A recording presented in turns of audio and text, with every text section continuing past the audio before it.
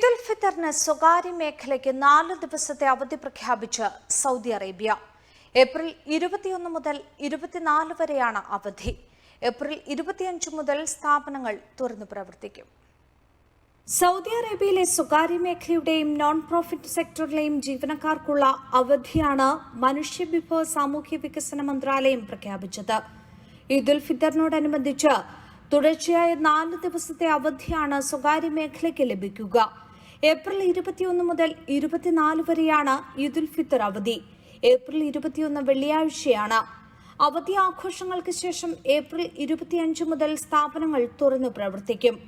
അതേസമയം റമദാനിലെ 17ാം രാവിൽ മക്കയിൽ രാത്രി നമസ്കാരത്തിൽ 10 ലക്ഷത്തിലധികം വിശ്വാസികളാണ് പങ്കെടുത്തത്.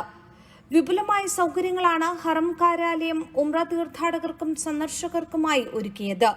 റമദാനിലെ തിരക്ക് പരിഗണിച്ച് മസ്ജിദുൽ ഹറമിൽ 4000 സ്ത്രീ പുരുഷ ജീവനക്കാരെയും 200ലധികം സൂപ്പർവൈസർമാരെയും നിയോഗിച്ചിട്ടുണ്ട്. വരും ദിവസങ്ങളിലെ തിരക്ക് മുന്നിൽ കണ്ട് പ്രധാന കവാടങ്ങളിൽ പലതും തുറന്നു കഴിഞ്ഞു. റമദാനിലെ അവസാന 10ൽ തറാവീഹ് നമസ്കാരവും മറ്റും നിർവഹിക്കുന്നതിന് കൂടുതൽ വിശ്വാസികൾ എത്തിച്ചേരും. കർമ്മങ്ങൾ സുഖകരമായി നിർവഹിക്കുന്നതിനും സ്ഥല സൗകര്യം ഉറപ്പാക്കുന്നതിനും ഏകോപിപ്പിച്ച പ്രവർത്തനമാണ് നടത്തുന്നതെന്നും അധികൃതർ അറിയിച്ചു. World vision, Riyadh.